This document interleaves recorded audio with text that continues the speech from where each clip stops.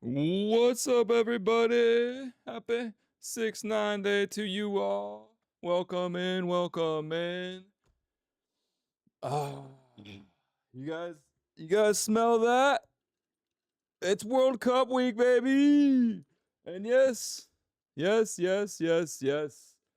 I continue to buy hats that just do not fit my big ass head. I don't know the fuck to do, and they got strings and they're hard to wear on stream. But we have another hat that I will be giving away because yours truly's head is ginormous, and I just can't buy hats online. I can't do it. I go to Lids and I'm like, hey, do you got the hula hoop size? Because you see the size of my forehead. Jesus Christ. I need to load my chat. I always forget to do this. Hopefully I'm not muted again. Views is not views, it's docs. Docs, chat, pop out chat. You guys get your own window. Look at that. All right, we got a great show today, guys. 6-9, like I said, it's World Cup week. I kind of just want the finals to be over, but we're gonna recap that. We'll get into Game 3. We'll talk a little bit of the anti-Wemby podcast. We'll talk about Timothy Chalamet preparing to steal the moon last night. Adam Silver was on the broadcast, the pregame broadcast. He was addressing flopping because that's the narrative these days.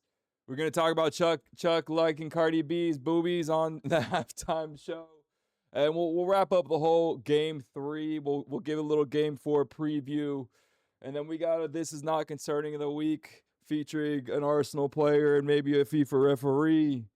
We got a not so friendly road to the World Cup. We were in Tampa this past weekend. It was electric. It was a fucking blast. I gotta say, I got really lucky, and I I'll tell the story later. But we met the England team kind of sort of.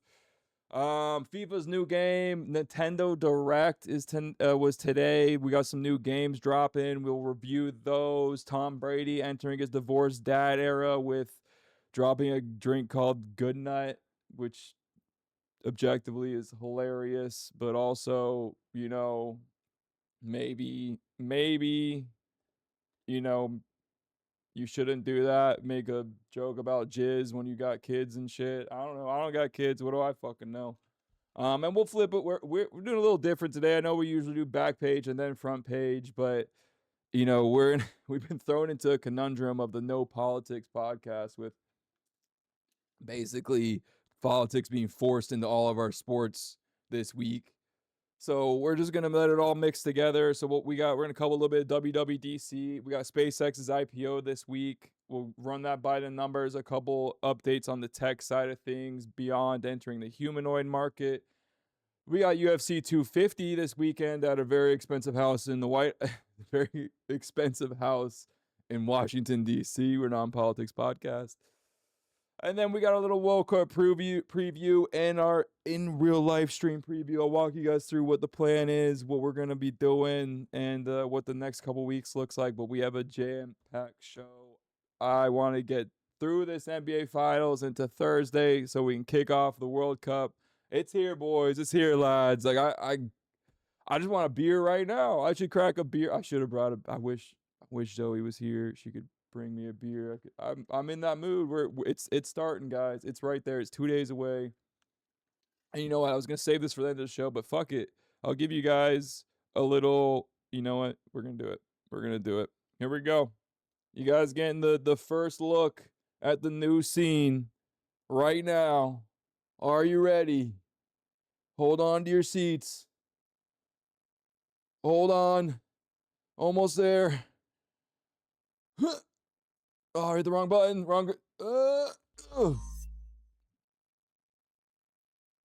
Okay, this transition took longer than I thought. Look at this. The new scene is here. Look at this. I gotta give it to Marcus. You are a fucking genius, my man. You absolutely. If you guys don't know, I use AI a lot for my fucking research and shit because I'm lazy as hell. But I use real people for all my fucking animations and content. And look at this. We got in the top left corner, we got the Pulisic jersey, and then we got all the signage from the FIFA different host cities God, I hope we don't get copyrighted, but let's fingers crossed that FIFA's cool. I don't think, I hope they are, but we got the Bi-Weekly Chronicles logo above. We have, believe it or not, we're actually not going to KC anymore. We thought we might, but we'll be in different cities throughout the whole World Cup. So the background will be in line with what city that we're in. So when we're in Dallas, we're going to have AT&T Stadium behind us. When we're in Toronto, you'll have whatever fucking stadium they're playing in Toronto. I don't remember the name of it, but you get the fucking idea. We got the little mascots in the bottom. Obviously, we got the trophy. We got the Saka jersey. We got all the signage from the England team. Had some really cool posters and shit that they made for their team announcement up there. And then of course,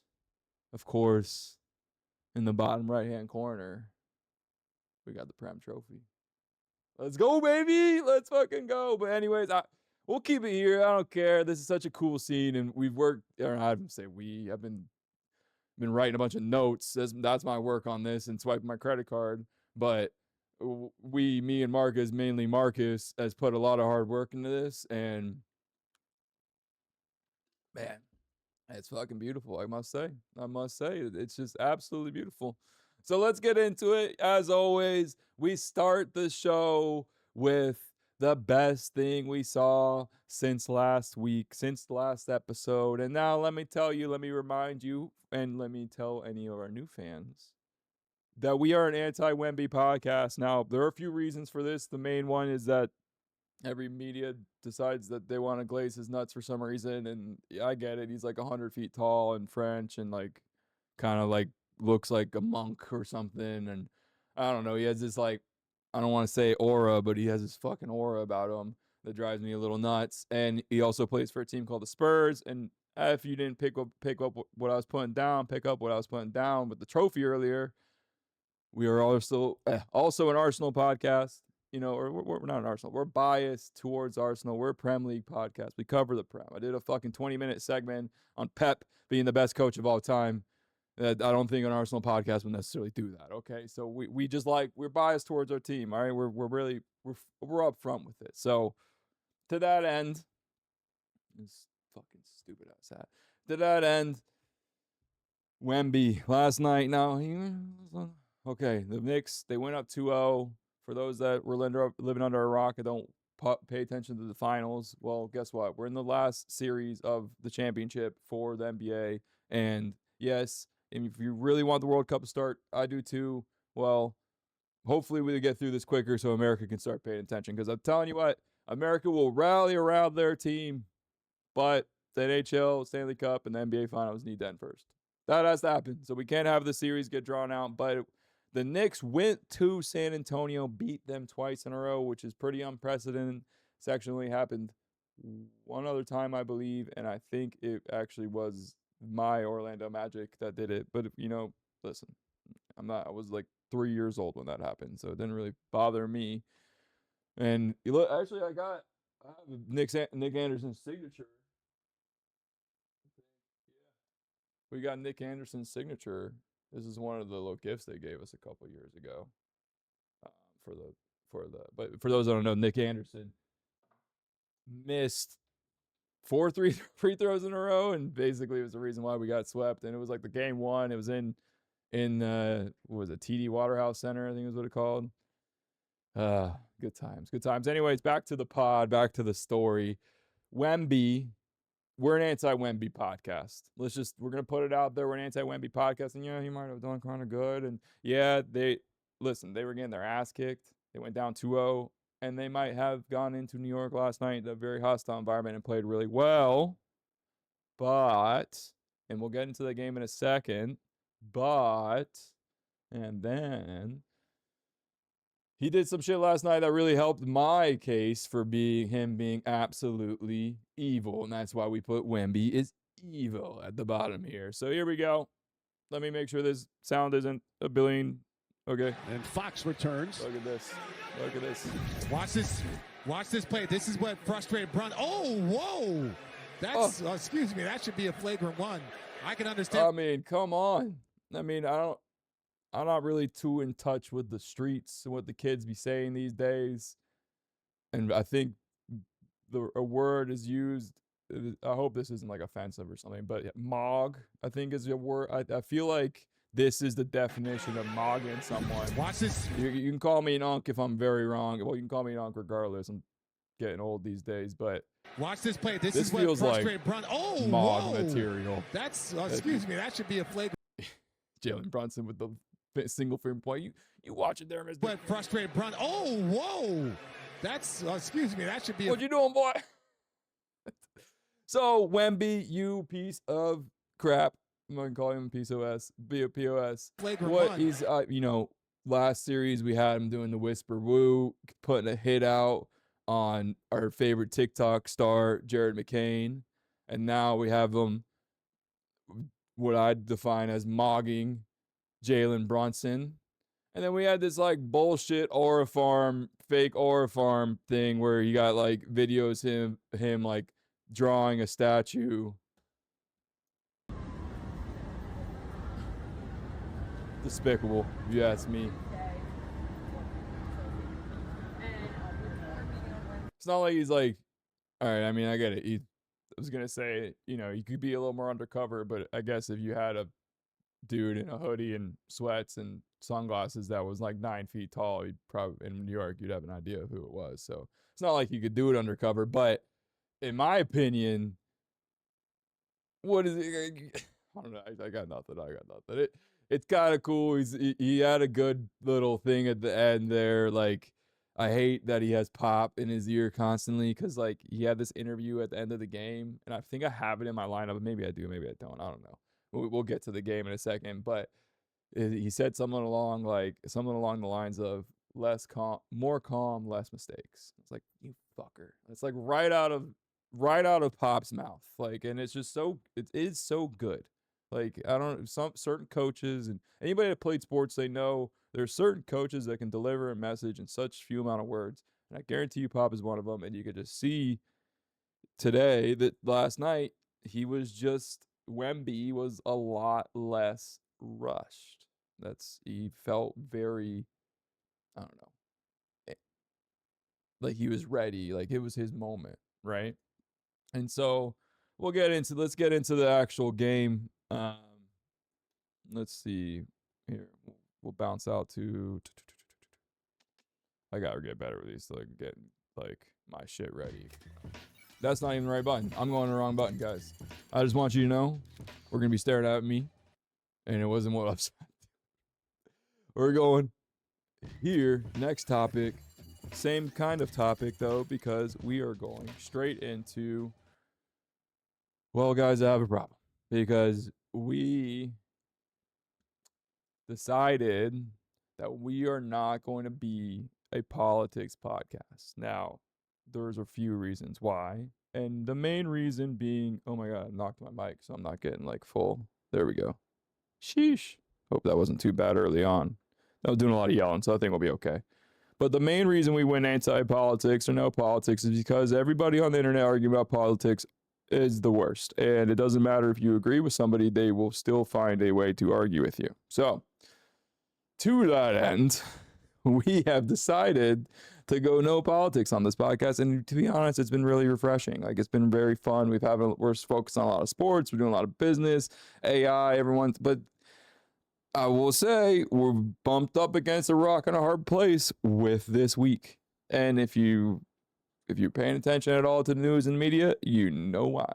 But we are going to act like it didn't even happen.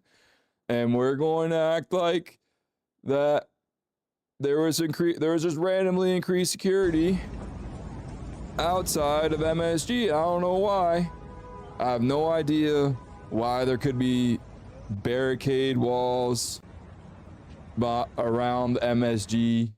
Now, I thought that there is a chance that it was Timothy Chalamet was plotting to steal the moon. And if you don't get that joke, I'm talking about Vector from Despicable Me, I think 3. Timothy Chalamet, Timothy Chalamet reminds me of a kid that there's like a movie of him or something that this guy just got like way more famous than anybody could have ever imagined. And this isn't even a joke that I wrote down, so I'm going a little off the cuff. And he's just living every like 14-year-old kid's dream. He has Kylie Jenner as his girlfriend. He's going to the Knicks games. He's sitting next to Ben Stiller, who is twice his age. He's like hanging out with Fat Joe, and like Cat's coming up and dapping him after the game. This is literally a 13-year-old boy's like wet dream of a fucking life. And I get it. The Dune movies were good. I just shout out Timmy boy. Shout out Timmy boy. So we had a nice pre-game opener with Adam Silver hopping on the broadcast, and did somebody actually record their TV and upload this, and this actually has this many. Oh my gosh. Okay. More flopping. Anybody that's watching this that records their TV, go download OBS and watch a YouTube video on how you can record your damn screen, okay? Because I'm tired of watching videos of people recording the screen. Anyways, back to the story. Adam Silver, pregame, said this. You're tanking. Well, the tanking problem we dealt with, I would just say in terms of flopping. I don't think you have dealt with it. I think you've moved it to another spot. And I think we had a whole segment on it. We did a whole bit. You want to go find it, go for it. But I do think it was a move in the right direction. But I would be hard pressed to think that this guy has solved tanking. But that's not what I want to hear to comment. And there's been a lot of discussion around it. You know, when we put the flopping rule in place, there was what I would call egregious flopping, where there wasn't a foul being committed. The video was showing the guy never even made contact. The guy was flying back like he got, came out of a rocket. Then players are taught to, sell the call it, where there's actually a foul, but they're trying to draw the officials' attention. We're going to look in the offseason. We have a 2-day competition committee meeting in Vegas around the Summer League. We'll watch 1,000 plays literally over 2 days and see if we should set that line at different plays. But I think we have made a lot of progress there, because there's a big difference between making sure the official sees what's an actual foul and responding to complete non-contact and flying back with your body. Some of that, Draymond, I know you want is basketball IQ. I'm getting you in the air. You're in a bad position. I'm going to sell this foul because you made a mistake, not just I never got hit and I'm falling on the floor. Alexander is great at drawing fouls. That's what everybody's talking about. There's a difference between him and flopping. Listen, he is incredible at drawing fouls. But also, flopping is flopping. Chuck. I agree. I think there's a difference between flopping and getting your man off balance. And I do think we talked about it a few weeks back. We had the Jaylen Brown video. He has a really good video about there's certain guys in the league that use flopping to their advantage, and then there's certain guys in the league that are just so dominant that they get you off balance, and so they use it to get to the line. Now, I want to say that at least Adam Silver is coming out and addressing that this is an issue. Like, there are leagues out in the world that just straight up ignore issues and don't address it. So shout out Adam Silver for, I guess, listening to the fans and listening to the discourse and understanding that the entire Western Conference Finals, was the conversation was about flopping and fouls, when it should have been about a very hard fought series. And instead you got the underdog doing the operation game with Dillon Brooks, and you have all the BS that comes along with it. So shout out Adam Silver for addressing it. I think it'll be interesting to see what they do. And the worst part about it is this was, I was going to say at the beginning here that the B-roll, they do James Harden dirty. And for those who don't know what B-roll is basically just the video that they roll while someone's talking. And they run Harden as a calf here, but they really should have, because he's talking about they put the rule in place, they should have done Harden as a Rocket when he was originally on the Rockets, because this motherfucker was an expert. He did the hook. I mean, it was every single play was like he was hook fouling. And then obviously you had Chris Paul with the rip through, and you had all these different guys that actually developed skill sets around picking up a specific foul and getting to the line because they were excellent free throw shooters, right? We talk about the points per possession on this pod before. teams that aim for above a point per possession, right? If you're shooting at 80% clip, you get 2 free throws. That is more than a point per possession. You can do your own math on that one. I'm not going to have you make fun of me on this show because I struggle with long division, but just kidding. But basically, I do think they did a disservice here because they put this rule in place pretty early, 2018, 2017, something like that. And they're finding people, and it seemed to kind of solve it.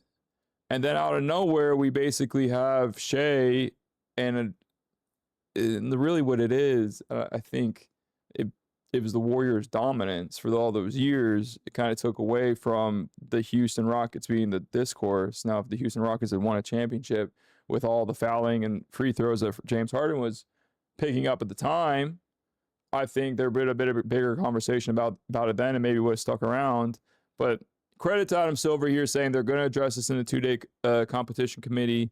They've mentioned, putting AI refs or things of that nature. I love the idea of like, can we just have like fan refs to some degree of just like, can we vote on what's flopping and what's not? Like, can I have like a verified fan account and I'm like watching the game and it shows that I'm on NBA Live and they're like, hey, Tom is watching this fucking game and he thinks this is a flop, but everybody else doesn't. And then if you get above like 80% hit rate, and it has to be like a verified fan account, like it can't, none of these bots or any of this bullshit. You have to be paid NBA like $180 a year type shit to like get rid of the bots, right? Because nobody's gonna pay $180 for one single vote, right? So that's how you get rid of the bots, and then you basically make it so if you're watching the game, you get the vote on any foul if it's a flop, and if you hit it above 80% clip, instant fine, $5,000, and it cascades $5,000 at a time from there. So second time, $10,000, or no, it doubles each time from there. So second time, $10,000, third time, $20,000, fourth time, $40,000, fifth time, $80,000, and then once you're at over $100,000, these guys will, I promise you, there is no more flopping in the league. It's just gone. We done. It's out of here. So listen, I'm going very off the cuff here because I'm supposed to be covering the game, and I just went on a rant about how I think we saw flopping with finding these motherfuckers, but I think that's the result. I think that's what you do. You gotta find these motherfuckers, and I'm not gonna lie, actually, we did the right thing with Shea. We gotta make him feel like a little bitch. Like, their coach came out the other day and was like, Shea was fighting 6 people on the court. 5 on the court and 1 in the media. And I was like, hell fucking yeah, he was. Because none of us want to watch that shit. No one wants to watch all the foul bait and all that shit. There's 100% part of Shea's game that's incredible. And then there's not 100%. There's 80% of Shea's game that is incredible. And then there's 20% of his game that is like, I would rather stick my head through a fucking broken window than watch these free throws. I talked about it before when the OKC came in to Orlando, dude, I got so frustrated watching them shoot free throws all the time. I was pissed. I was a little bit drunk. I called the guy behind me hot dog breath because he just wouldn't shut the fuck up. And that's just not like me. I usually yell at the refs and the players exclusively. I don't engage with the fans because usually if you're on the floor, you paid a lot of money to be there, and you don't want some fucking 30-something-year-old dude that's pissed drunk yelling at you and telling you you're a fucking idiot. So I've never actually do that other than this game. I turn around, I call the motherfucker hot dog breath because, mind you, his breath smelled like shit. It smelled like a hot dog. So, it's not me to judge. But anyways, let's get into the actual game. So this game really had so much damn hype.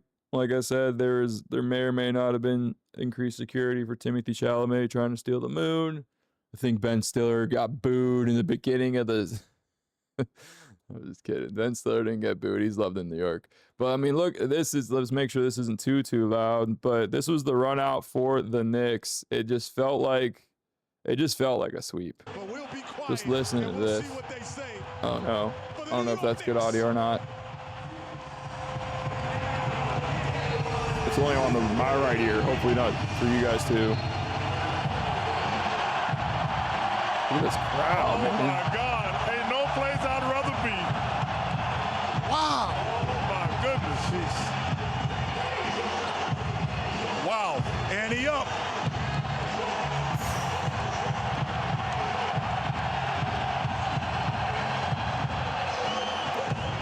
I'm Nothing telling you, like- boys and girls, sports, there is nothing like it. I'm not. Damn it, Ernie. I was going to say that. There's nothing like fucking a sports atmosphere like that. Don't lie, I got goosebumps. Yeah, this is special. Wow. I mean, the hype around the arena going into it, it just felt so like just big, you know, like the Knicks walkout. Like if you didn't feel the energy, like first of all, like everybody in New York seems to be dialed into this game, and it's just very awesome when a big city rallies around a team, and when you have the entire team rooting for the Knicks like this, or entire city rooting for the Knicks like this, and you got Stephen A. Smith's dumbass on air, and you got Jon Stewart, and you got just all the people that are in media are kind of Knicks fans, and so there's obviously going to be this drawn up sense of like importance, right? But damn it, that shit was fucking cool, man. I gotta say. And so this game started out not actually how you'd think. It was really early on. The Spurs, it seemed like they had some really great coaching to really boil down kind of like just how to calm this team down. And so you have the Spurs come out hot. They're, you know, I hate to toot Sean Sweeney's fucking horn, but their defensive pressure was elevated. They really just, you know, they actually did what you'd expect a team 2-0 down to do, but you'd expect them to be the home team, which is like come out strong and put up a really good fight. And you know, with that coming out strong, coming out strong, you know, you had a pretty good start to the game, and Wemby really did ultimately show up big tonight or last night. He had 32 points on an efficient night.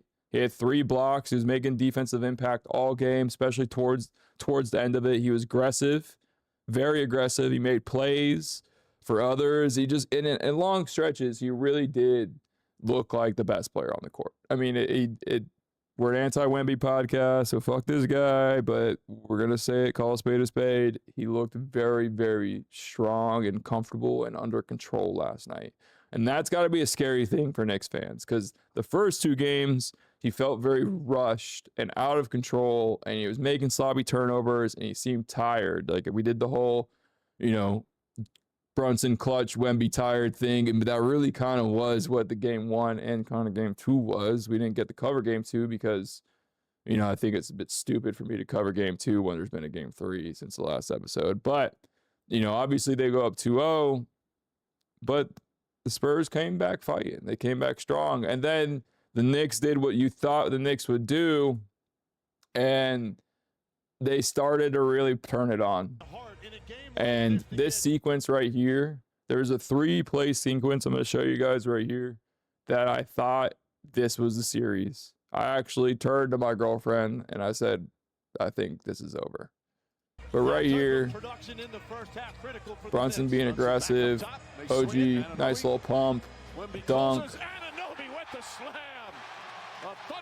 ties up the game. Then we go here.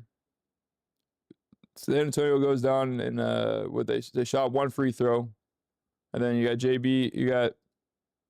Sorry, that's muted. Bad radio. Drives Brunson the Hart 3. Hart's going to try another 3. Got it. Josh Hart What a is suddenly crowd, come man. alive from downtown. Anunoby on the drive against Wemby. Back up top, Brunson, long 3-pointer. Bang! And the Brunson bang. This really, look at that crowd, guys. It just felt like it was over at this point. It really did. That's the same shot, but what, fuck it, we'll watch it again. It's good enough. Against Wemby. It's so good. Back up top, Mike Brunson, Breed. long 3-pointer. Bang! Best in the business.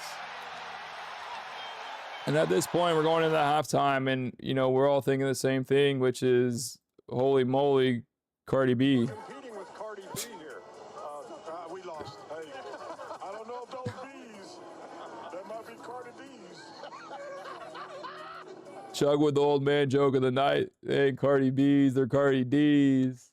And of course, you got DJ Khaled getting roasted for being on his phone the whole time, which, you know, he's sitting next to Fat Joe and a bunch of other celebrities and shit. And to be fair, here's the deal, guys. If you pay, what was it, 180 grand to sit on the floor? I don't give a fuck if you're playing Roblox out there. Like, you can sit, you can do whatever the fuck you want. I'm not DJ Khaled. He's a Miami Heat fan, so they're rivals of us. You know, we're not the biggest fans of the Heat. And DJ Khaled actually went to my high school, believe it or not, the high school that I did not finish. But he did go to my high school. And, you know, he is the poster child for Ozempic. I don't know. I don't know if he actually is or not. That's a joke. That's a joke. But if you're going to pay 180 grand to be on the floor, you can do whatever the fuck you want. That's all I care. I mean, obviously, you got to be respectful to the players, and you can't show up like naked or some shit. But if you want to sit there and dip chicken nuggets and inside your soda or something like that one chick was that kept going viral for a little while, then you, by all means, feel free. Feel free. Now, this game got a little dicey, and unfortunately, it kind of started to verge on the discourse around fouls and flopping, and, well, more so around how the NBA is calling the games. It started here at the beginning of the third with yeah, my left headphone went out. God damn it. Supposed to be nice headphones. Anyways, started here in the beginning of the third with Jalen Brunson being called for a flagrant one. Now, for those that don't know, a flagrant one in this scenario, I'll let it play and I'll explain it. High School. That's where Mark Jackson played. Oh, that's nothing. So the key thing here is, obviously, for those that don't know, I think it's the Kobe rule, right? I could be wrong on that, but basically it's a flagrant foul to land underneath somebody's shooting area. So if you can see my cursor there, hopefully, but basically watch his feet. Cool. That's where You can kind of see Brunson landing in and around his shooting area. But now, mind you, kicking your feet out while shooting is a foul. So it's a little bit of a gray area where what is momentum that's kicking Champagne's feet out, right? His feet, that's not really natural to kick your feet forward unless you're fading your shot. Let's see. High School. That's where Mark Jackson. He's kind of fading it, but he's really actually jumping forward. Laughlin High School. That's where Mark Jackson played. Oh, that's nothing. And I agree with RJ there. Yeah, no. Yeah. That's not a hostile act on that closeout by Brunson. That's really tough. He played a lot of games on this court as well. Played his college ball at St. I think because he catches his foot. That's the thing right there. I was going to say it was kind of bullshit, but I didn't realize that he actually caught his foot. It's a pretty played a lot natural. of games on this court as well. Played his college ball at St. Champagne's not really John's. kicking out too far. That's an interesting one. You don't typically see the defender turn his back to the shooter to where his foot came down on Jalen. So Jalen gets a flagrant one, which is 2 shots in the ball. For the Spurs, they go and knock down both those shots. And then the game really came down to it was a great game, and the NBA is not really a big fan of copyright and what me reviewing a detailed second half without them trying to take me down for no reason, even though I'm trying to just talk about shit. Anyways, the game really came down to a handful of plays with a couple different big blocks underneath the rim. Right here, you have the Stephon Castle block on Jalen Brunson. 6-point game, 2 minutes and 30 seconds left. Get the audio in for you guys.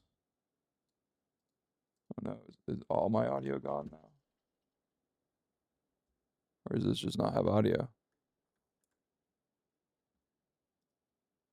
Now the dribble. Is that video does not have audio? Okay, that's weird. All right, no, we'll let it run. Steph Castle, big block there. And then De'Aaron Fox, another block. I mean, the Sean Sweeney, new Magic head coach, hell of a fucking game, man. Hell of a game, hell of a defense assignments. And then they're young guards, every single one of them. The plays that they were making all throughout the night, and especially to end the game. Like, you know, we talked about Wemby enough in this pod. The winners of this game, if you want to assign winners, were right there. Steph Castle and De'Aaron Fox. Now, there was a moment in time where, again, another block. Now, this is where it kind of got a little like, we have a video later here about Mike Brown bitching about the refs, which is funny because I think there was a video we did 2 episodes ago where he was like talking about how good the refs were. But anyways, Cat right here, just, man, mauled. But Castle, Champagny, Fox, and Harper, to a degree, really, really. Oh, okay, cool. Really, I need to mute that somehow. On. Let's see if I can. So I can still get the notifications. But if you're watching this while working, you don't think that you got pinged on Slack. How the fuck do I send myself to away? Jesus Christ.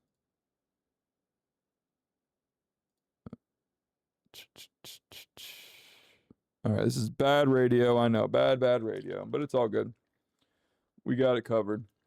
And also, for I announced to my friends, not beyond my immediate friends, about this show today, not today, last week, and I had a very warm reception. So shout out my friends for being so welcoming and awesome. But also, I had a couple people ask me, like, hey, why don't you play more music while you talk? Well, first of all, I have really bad ADD. So you wanted me to actually stay on track?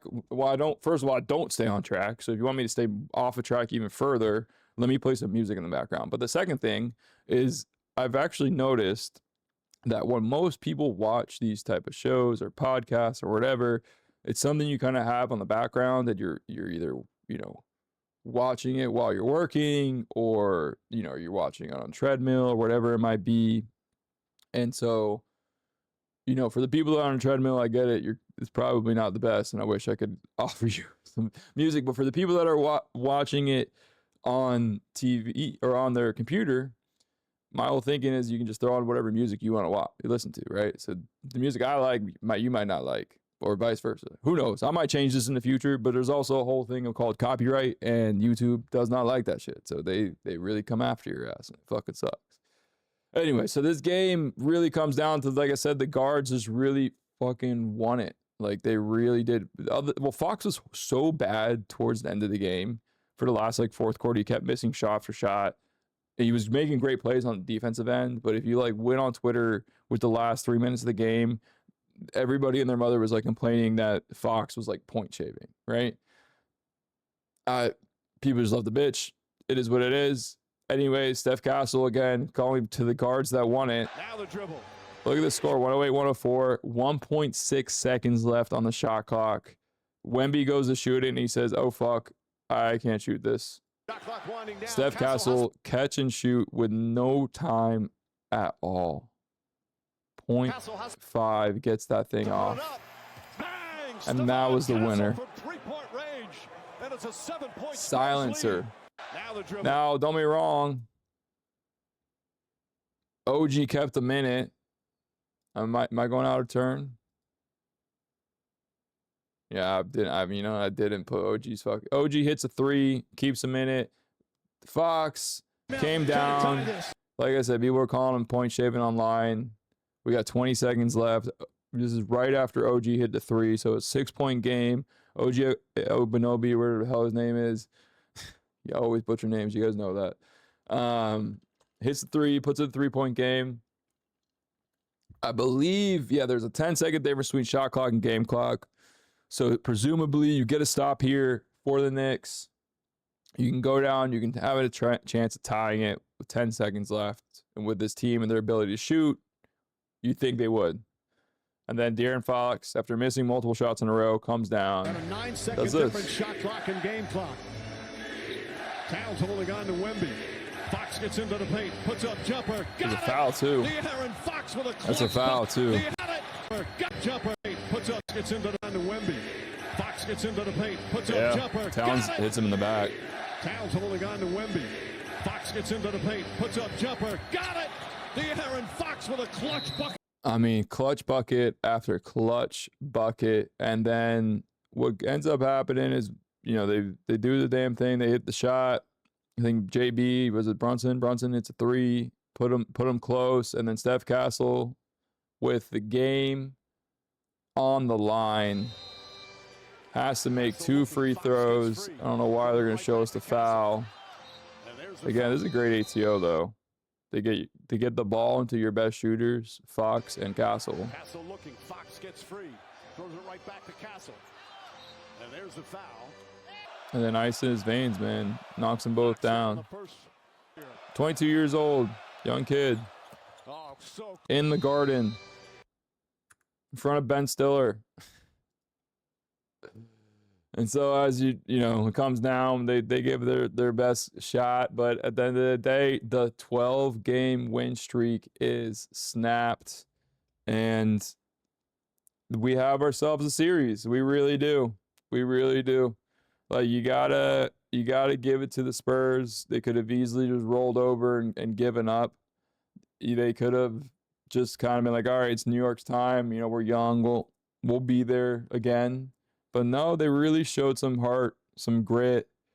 The big winners for me are, obviously Steph Castle with 23 points, 5 assists, only 2 turnovers. They limited turnovers. That was the big one. They only had 8 turnovers all game, which, anytime you're under 10 turnovers in a playoff game, you're doing the right thing. Now, I will say, like, there did feel at times,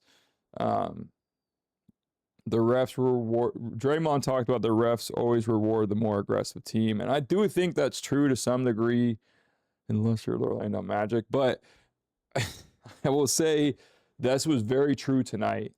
And it did feel that it does feel that when a team is more aggressive, that the NBA tends to let them get away with a little bit more than they usually do. And tonight, it felt like the Spurs were getting away with a lot. You had the free throw disparity was pretty significant when it came down to it. 24-8. So 24 free throws for the Spurs in the second half to the 8 free throws for the Knicks. And Mike Brown had this to say. First of all, I want to make sure I get something clear. Coach Mitch Johnson and the Spurs, they won the game tonight. They came and took the game. But I will say this, I never thought I'd be in the NBA Finals and see a team get 24 free throw attempts in the second half to another team's 8. And I don't think I complain much about officials or the fairness when it comes to the free throw attempts. San Antonio is a great team. They're a great team. Okay? It's going to lower our odds big time if we play game 4 and in the second half they get 24 free throw attempts to our 8. And maybe we were fouling. But they fouled too. So I'll agree with Mike Brown. One, he does not bitch about the refs too much. Like, I was a Warriors fan. I lived in the Bay Area for 10 years. One of our investors in our company was a guy that was big in the Warrior, or part of the Warriors organization. So we got to watch a lot of this, and we were pretty close to the team. And I will say, over the years, Mike Brown is one of the most nicest guys when it comes to being in the media. I mean, if you don't think Mike Brown's a nice guy, go listen to what he has to say after he got fired from the Kings. He's really a stand-up guy. And he doesn't really complain about the refs very often. And I will say this was out of character for him to complain about the refs, and that might have something to say, with what's going on here. But I also will say, you guys shot a lot of jump shots, and you don't get fouled as much on jump shots, right? And when you have somebody that's 100 feet tall standing in the lane, you might not want to get downhill as much, and so you might not be picking up as much fouls, right? And so it did feel like at times that New York were trying to shoot themselves into this win instead of like running and gunning and playing good defense, playing stopping they're getting those stops in transition. They're doing a lot of things that they normally were, but they were also just shooting the rock a bit more. It felt like. Now I don't have the numbers off the top of my head, but I would say that there's probably a good chance that had something to do with it. Now, anybody that watched the game can probably saw the same thing or was just as frustrated as anybody was. Is it did feel like the game was being called in a different way, right? And so I think I get where Mike's coming from, and you get plus you got the we started the show with the mogging bullshit that Wemby got away from. If you give him a flagrant one in the first quarter, he has 2 fouls. He has to come out of the game. Not only that, 2 shots in the ball. I mean, this game might have turned into a blowout real quick if Wemby can't play for the rest of the first quarter, right? So obviously they didn't do that. So it's a big thing. And then you have Jalen Brunson's comments on Wemby being Evo. What happened between you and Victor in the first quarter, and did their level of physicality bother you? First of all, let's check this reporter. This guy sounds evil. What the fuck? Jalen, what happened between you and Victor in the first quarter, and that guy's playing Steal the Moon, all right? Did their level of physicality bother you? No. To answer your second question. And whatever you saw is what you saw. Jalen, what happened? We need more. It was is that French or is it Italian? Jalen, what happened between you and Victor in the first quarter, and Victor. Anyways, we need more French reporters because that guy's awesome. But yeah, you might also be trying to steal the moon. Anyways, as you can imagine, Knicks fans took the loss very lightly. They went to the streets and they said, "Kumbaya, we're not going to do anything wrong. We are very civilized, nice people." Protect Eric. Protect Eric. Protect Eric. Protect Eric. Bro, they're ripping it off. Yo, chill out. Chill out. Chill out. Take it off. Take it off. Take it off. Take it off. Take it off.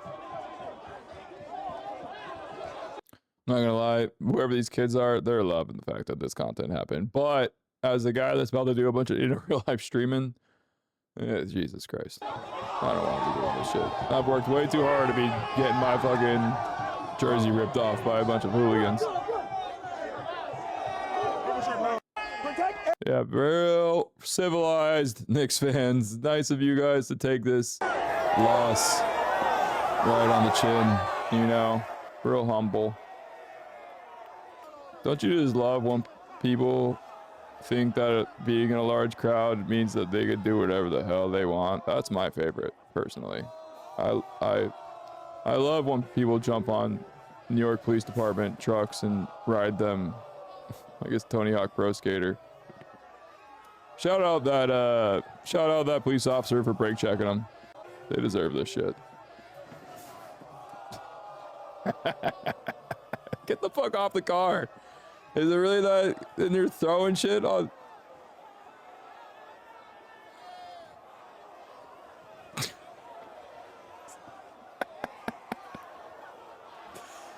People do not care, man. If you want to know what the state of society is this dude on top of this police car fucking drinking his beer and black bag beer. Look at this guy right here. This guy's had enough. He's like, I'm not paid enough for this shit. Look at this right here. Look at this cop. Right here. He's like, I don't, come on. Really? Really? Like you're dumping your beer on my squad car. Oh man, New York. You know they say you can't buy class. And I hear everybody makes a shit ton of money in New York, so I guess they're probably fucking right. We were shaking street signs. What are we doing? Anyways, we got game 4 tomorrow. I was hoping that would be the end of it, and then we could kick off the World Cup Thursday. But we got game 4 coming up tomorrow. Look, the Knicks are still favored, I'd imagine. We don't talk about lines on this pod anymore because YouTube super aggressive on that shit somehow. So we won't burden you with that, but I do think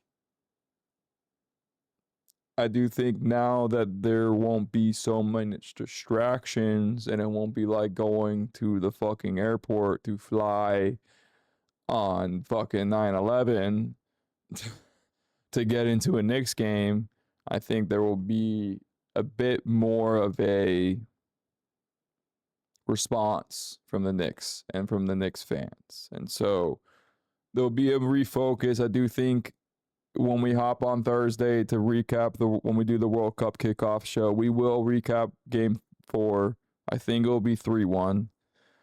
And it won't be surprise me if it's 2-2. I mean, it really kind of will, because I just think, I don't know. I think the NBA, the NBA likes to extend series, but certain teams can kind of work through that. And if you could feel that there was a bit of this like series extension going on last night. And with that, what I was going to say is jump shooting teams can fight through that. And you kind of almost saw it last night. And I can see the Knicks getting unbelievably hot Wednesday night and just putting it away, going up 3-1, going back to San Antonio. And then I think San Antonio actually wins their game 5. And then there'll be a lot of pressure on the Knicks to win game 6. But I still got Knicks in 6. Probably Knicks in 5. I don't know. But we got game 4 tomorrow. It's going to be a big one. There's hopefully not as much craziness at the stadium. I would love for that to just not be part of this, because, you know, I think a lot of people go to sports as a distraction from that shit. And so when you got, you know, people showing up to games to promote whatever it is, and it doesn't agree with what we agree with right now, which is we just want to watch fucking sports, you know, I'm over that shit. So let's moving on. So anyways, we got some good stuff to get through. I got World Cup swag dropping. I didn't make this, obviously, but look at this shirt. Got a little pocket. I can put stuff in it. I don't know what, but I'll put stuff in it eventually. It matches the hat that doesn't fit my big ass head.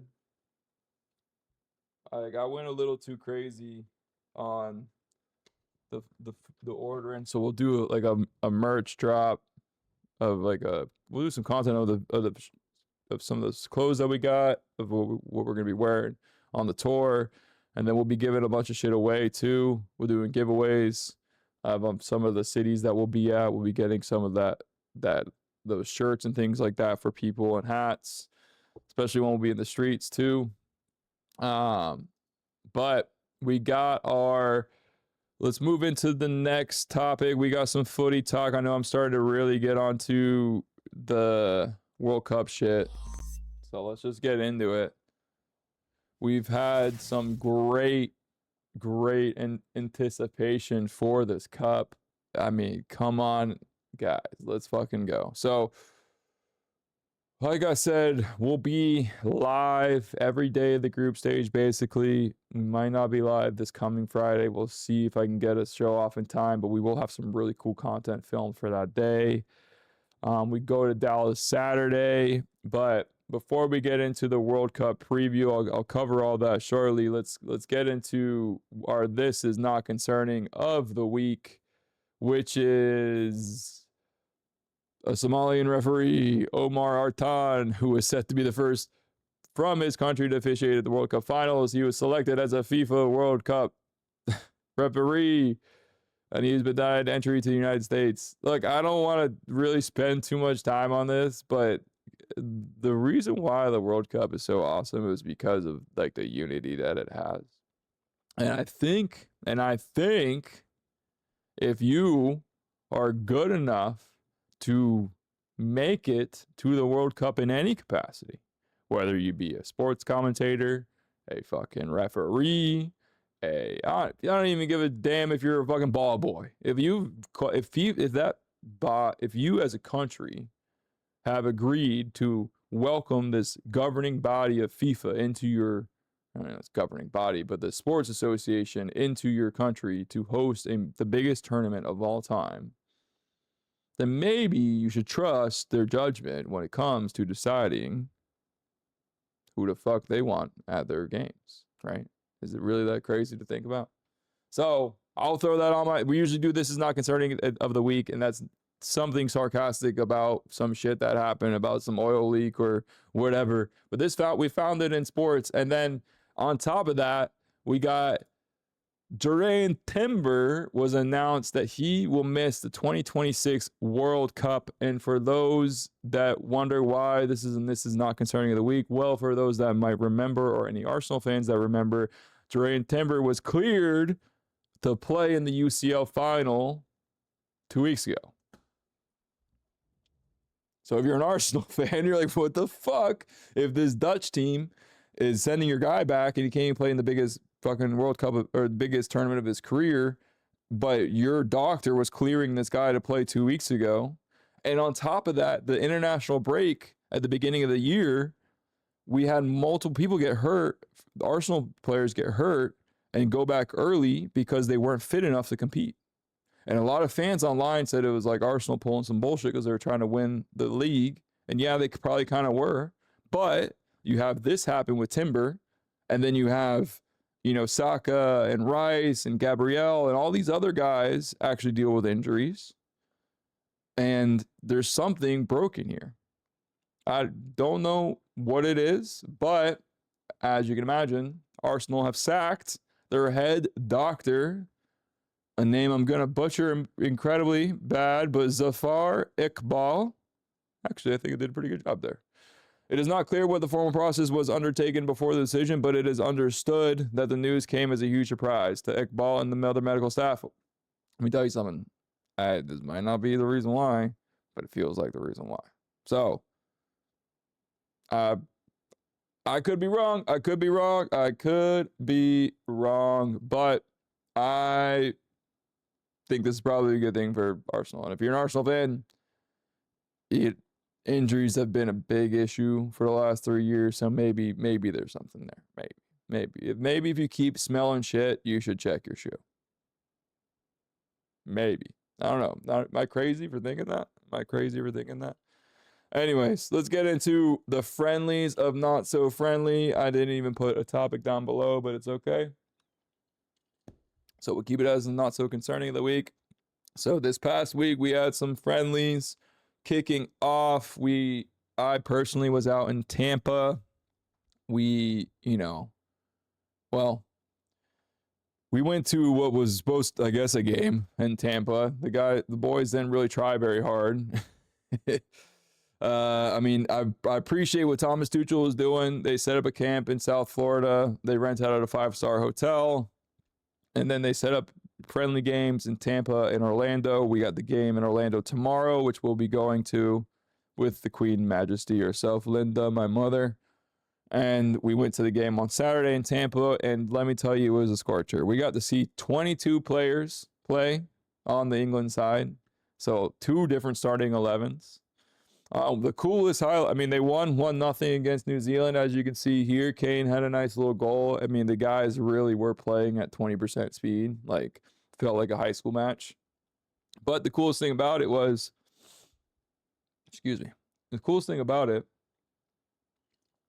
we went to, I meant to pull this picture up. Let's see if I can get it up real quick. Hold on. We actually decided, hold on, guys. I wanted to show you guys some of the photos from this weekend. And I meant to save this in advance, but I didn't do that. So fuck you guys. I'm doing my best. So we went to the game this past weekend in Tampa, and Orlando lives 2 hours from Tampa. We're based in Orlando, for those that don't know. And we were kind of thinking that we were going to just do the game. You know, fuck it, I can't find this photo. You guys, you can't see it. You got to go on my Instagram if you want to see it yourself. But we were basically deciding if we wanted to go to the game ourselves and then drive back right afterwards. Listen, we got a Tesla, so it's not really an issue. You kind of just throw the auto drive on, it takes you home. It's really nice. But we're like, fuck it. My girlfriend, we have this wedding coming up. She wanted to do some shopping. So it's like, all right, fuck it. We'll book a hotel near the stadium and we'll go shopping the next day. We'll bring the dog, we'll do the whole damn thing. And so we get to the hotel. It's the Grand Hyatt in Tampa. And I'm like, kind of like debating with her, like, oh, maybe, we see a cop outside our hotel and we're like, oh, maybe the England team's here. She's like, no, the England team would be at the Edition. And for those that don't know, the Edition probably is the nicest hotel in Tampa. There's not a bunch of really nice hotels in Tampa, but if you ever stayed in an Edition, one, it smells like fucking incredible in there. Like, Jesus Christ. Like, I don't even know what they're doing or pumping in that bitch, but it is the best smelling hotel, bar none. And all their soap smells the same. It's all great. It's a really nice hotel, but it's a little farther away. And then Grand Hyatt is Grand Hyatt. It's a Hyatt hotel. Nice hotels with the one in Tampa. It's not like anything special, right? It's almost like a hotel in an office building, right? And so I'm pulling up and I'm like, hey, like there's this cop here. Maybe the team's here. And then like we're telling the valet guy about our little debate, and the valet guy laughs. He's like, oh, well, I think he's a bit of a better guesser than you are. I'm like, oh shit, like the team might actually be here. And so we go and check in, and it's like, mind you, we get there at 1:30, 2 o'clock. The game's at 4. So the game's in 2 hours. I'm thinking like, okay, maybe we see a coach or two, or, if I'm lucky, maybe the Arsenal lads just got here and they're coming late or something. So we go and walk into the lobby, and the entire lobby's lined with England fans. And I'm like, oh shit. Okay, maybe these guys haven't left yet. And so we like hook a left and we like check in, and then we have all our shit. We get the dog with us. It's me and Zoe. We're dressed for the England game, and I look like the most American England fan possible. So like I got the American the Tombolo hat like this, but the American colors, and then I'm wearing a basketball jersey, but it says ENG 26 on it. So it's literally like a perfect microcosm of a Brit living in America. No sleeves, shitty hat, reflective sunglasses, shit eating green on my face. That's what I look like. My girl, on the other hand, dressed really cute, England stuff, but we're American England fans. It doesn't really fit the bill. And we go and check in, and then we like go to get to the elevators because we get our room, and they let everybody on the elevators, and then security after us had stopped everybody. And then they let all the other people on the elevators. And then security guard goes, hey, we're going to have to shut down the elevators for 10 minutes. Hope you don't mind. And I'm like, fuck, of course I don't mind. And so, yes, as you can imagine, the next 5 elevators were just England player after England player. I mean, I saw Jude, I saw Harry, I saw Anderson, Elliot Anderson, I saw Morgan Rogers. I saw Rio, Jed, Dan Bird, Anthony Gordon, Livramento. Like, you go down the list. Like, we saw everybody besides the Arsenal 4. Even Ethan Nwaneri was actually there, which I thought was weird since the rest of the Arsenal team wasn't there. But really cool, lucky fucking event. But I did the most American thing ever, and I just said, let's go, boys, to all 4 of us. I should have taken a video. I get it. I'm new to the content game. I'm not going to be perfect at this shit, but I did the most American, let's go, boys. Let's go, boys. Like the most American thing you could ever do. And they were all just like, looked at me like, what is this, a fucking paid actor? Like, what is this guy? Like, not actually, Anthony Gordon gave me a little, yeah, I appreciate that. Outside of that, every single other person on those elevators did not want anything to do with me. And I get it. I might have a French bulldog. English aren't the fondest of the French. The first 2 England fans they see are me and my girlfriend with very American accents, looking like the most stupid Americans in the world. Jesus Christ, I hate when people come in my chat just trying to promote their garbage. We're blocking you. Get out of here, boy. Get on out of here. We don't want you dealing with that. But anyways, we got to see LD players. We looked like fucking idiots. The game was great. It was 1 billion degrees.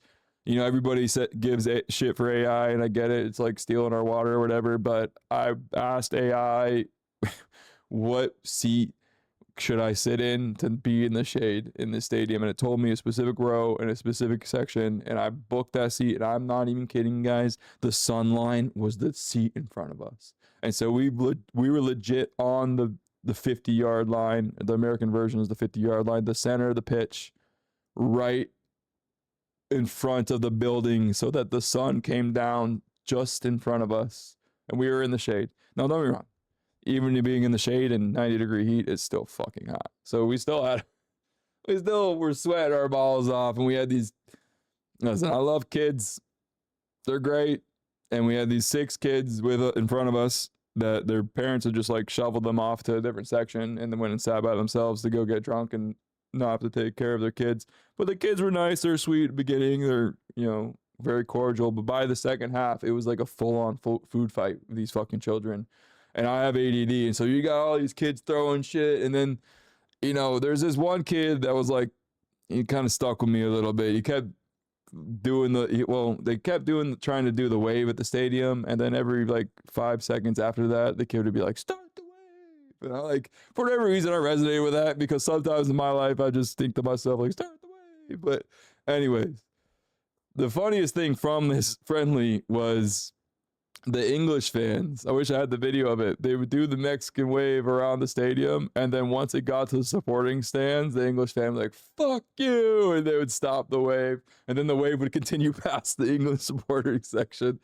So it was classic friendly banter humor, if you will. And I will say, shout out to England FA. My stepdad yesterday was like, how the fuck are they making this game at 4 o'clock? And I was like, well, let me tell you, this is a tune-up game. This is as hot as it's going to get. A 4 o'clock game in the middle of June in Orlando, there might not be a worse time to play an outdoor sport. So if that's the worst they're going to see, it's kind of not the, maybe for the fans it sucks, but for the players it also sucks. But in terms of output of results, I think it's not a bad idea. I think it's a good idea. There's other teams that did this too. Curacao, I think Portugal, Haiti, a couple others, and then there's camps all around basically, and it's pretty cool. Like, I think I keep making the joke that the European mind can't really comprehend the facilities that we have here. And there's this guy that went viral on Twitter recently for talking about where the Argentina team is playing, and they're playing at a Homewood Inn Suites at Chattanooga, Tennessee, and people were it sounded like he was making fun of the fact that they were at the Homewood Inn Suites. But if you go look at this Homewood Inn Suites, it's the nicest property, and every person has their own little bungalow, and it's a really nice area. And if you look at where they're playing, Atlanta, Miami, and all that shit, it's close nearby. And so you're starting to see, even the England media team were talking about the Tampa Bay Bucks Arena, which is not a host stadium, but they're just blown away with the pirate ship and the fact that this random stadium in Tampa can house 80,000 people. It's we have Wembley equivalents all over America, and it's cool to see people realizing how cool it is. The other part of it is, in the UK and Europe, you can't drink in the stands. You have to have your beers on the concourse and then go back to the game. You don't got to do that in America. You can load up, you can have your whole arms full of beers and go back to your seats and literally be barely able to stand up out of your seat afterwards, and they're not going to stop you. In America, it's just the clash of, it's just going to be so great to see all the different countries and personalities and people just getting drunk and the banter. It truly is going to be great. I know we've had a couple of things here and there with a country or a FIFA ref or whatever not getting in the country. Listen, that's kind of par for the course. I don't know if anybody remembers the last World Cup, but there's journalists getting killed and shit. Not saying that, we should measure ourselves against what was going on in Qatar, but at the end of the day, as long as it's nothing truly bad happens, and maybe it's just like a visa denial here or there, and I don't think we should deny anybody's visas, and that's not what I'm trying to say. But what I'm trying to say is, fuck, I'm excited for this World Cup. And so we've had some other good friendlies. We had Germany. The U.S. played really, really fucking well. You know, they lost to Germany 2-1, right? I was just looking at that game. Kai Havertz had a goal and assist. Anthony Robinson had, I mean, it's worth pulling up, actually. I should have had it ready, but I just don't know where, like, FIFA says you can, like, the YouTube is the home of, but I don't know if this means that I can copyright content into YouTube. I don't think it does, but we're gonna run it. So Anthony Robinson with a stunner of a goal. Now, I've said this. I've said it over and over again. Once the Stanley Cup ends and the finals ends, if the U.S. have a couple good wins in a row and a couple of these scorchers, a couple big Twitter moments, like a goal like this from Anthony Robinson, and the entire country is going to be behind this team. And you're going to get this team in the quarterfinals against, you know, whoever, like a Portugal or something, and they're going to go play in SoFi, and it's going to be 85,000 Americans screaming about shit that they don't even know about yelling for offsides when they don't even know what offsides is. It's going to be a spectacle. So you had some really great games from the U.S. I mean, 2-1 loss to Germany is not great, but, you know, look at the shots. 16 shots, 4 on goal, 20 touches in the box. Could have easily gone either way. Really, really strong outing from the men. The lads are the English.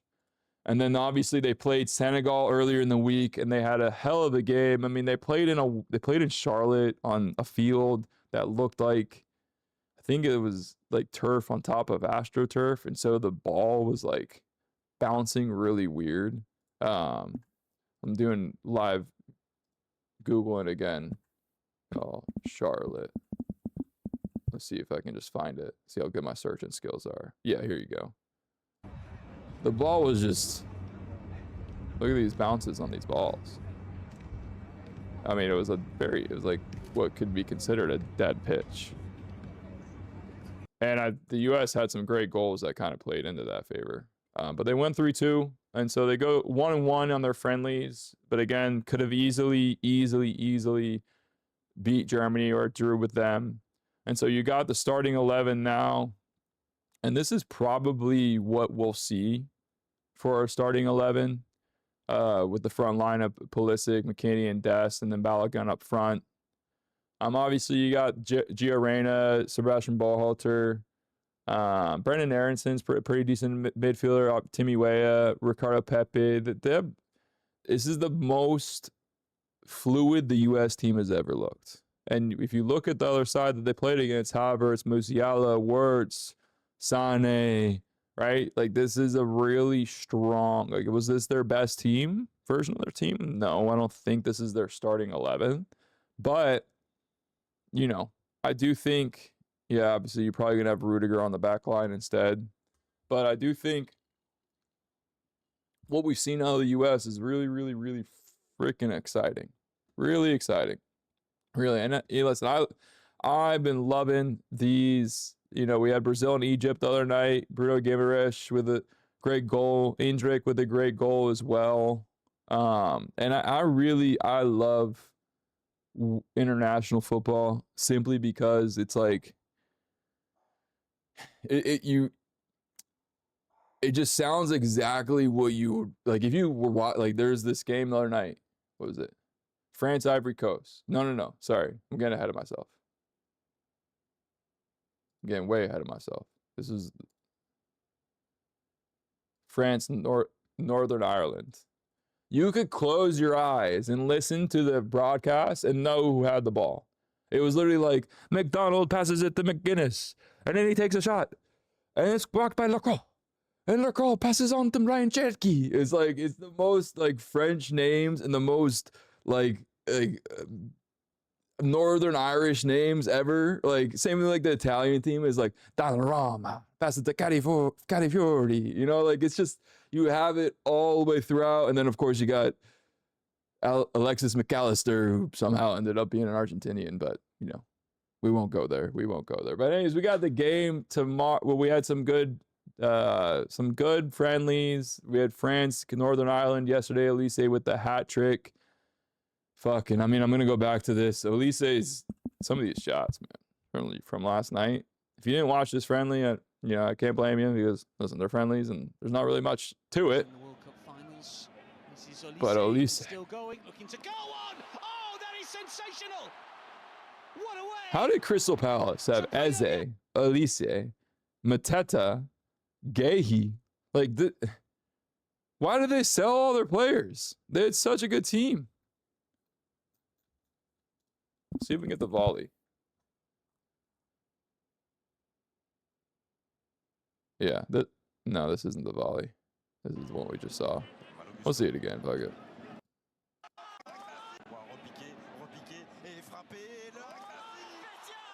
Incredible. Fucking incredible. So we have some good friendlies, and we're wrapping them up. We have some today, I believe, right? We have some decent ones today. Argentina, Iceland's probably the only really good one. The rest are done. Senegal, Saudi Arabia. Those are both World Cup teams, so we'll probably watch that, although it's not on TV, doesn't look like. Venezuela, Iraq will be a decent one. And then tomorrow we have rounding it out with England and Costa Rica in Orlando. We will be there in person. We will not be doing live streaming yet, but we will do some B-roll content.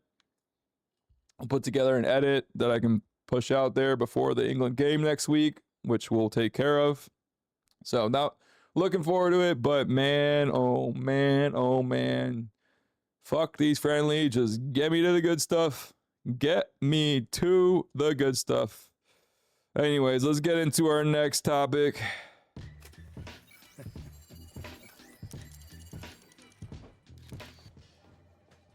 I completely forgot to eat, and that's okay. But if you heard my stomach on that transition, I apologize. So, FIFA, for those that don't know, FIFA is no longer a EA title. And so to frame the story here for you, for what felt like, I guess, nearly 30 years, EA Sports, which is the producer of Madden, they make tons of different games, but the main two games that they're known for are Madden and FIFA. Now, if you played video games growing up at all, you definitely played FIFA against your friends. And it got to a point where the name FIFA was synonymous with a game that you played with your friends on like Xbox or PS5 that was the soccer game or the footy game that people played against each other. What ended up happening in 2022 or 2023, somewhere around there, FIFA, in anticipation for this World Cup, the International Football Federation, who had partnered with EA and licensed them the name to use FIFA for the past 30 years, said, hey, actually, we feel you've been monetizing us way too fucking much. And while you were paying us $150 million a year for this license, we don't think it's enough. We don't. And instead, we want you to pay an extra $100 million a year, close to $250 million a year, or what was reported $1 billion deal for the next 4 years. So the 2022 through 26, or I think I think it's 24 through 28. Yeah. EA FC 24 through 28. So basically the prime time of the World Cup. FIFA tells EA, pay us $250 or $1 billion over the next 4 years, or fuck off.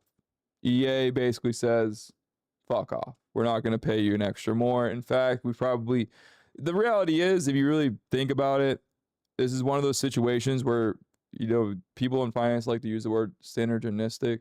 It was a very synergistic relationship where FIFA's license allowed EA to grow because of the fact that the name FIFA gave them reputation or credibility. Fuck, we missed 420. God damn it. Minute and 20 seconds passed. Happy 420, everybody. I'll be joining you shortly. No. So back to what I was saying. There was like a lot of synergy between these two brands because FIFA, the game was really great because they're allowed to use international players and it gave them recognition in the name and obviously became a household thing to be like, hey, you want to play me in FIFA, right? And like you'd play FIFA against each other. I mean, when we started App Lovin', like we had FIFA in the office. Like we play against each other after work all the time, right? So it was a big thing in society and it helped each other grow. And so I think there's mutual benefit in both of these brands. But then obviously there's a degree of EA probably believes that they could do it without the name FIFA, and FIFA believes that EA can't do it without the name FIFA. And this is where, the heel came to an end. And they said, hey, we want an extra $100 million per year. And then EA basically said no. And so what ended up happening? Well, they went and dangled this deal out for whatever developer out there that was willing to pay. And there's really not that many AAA studios that have the dollars that Electronic Arts does. And well, there's one company that's trying to get into the space for some reason. I don't know why they'll just stick to non-gaming content, but it's Netflix. And so Netflix lands the deal with FIFA and they release basically a World Cup FIFA launch edition, which is like, well, let's watch the video.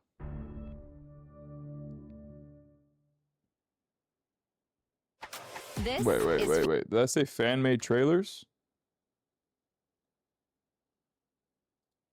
This motherfucker really get my ass like that? Jesus Christ. Sorry, guys. That guy got me so hard.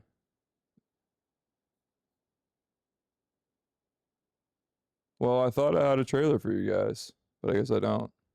Let's see.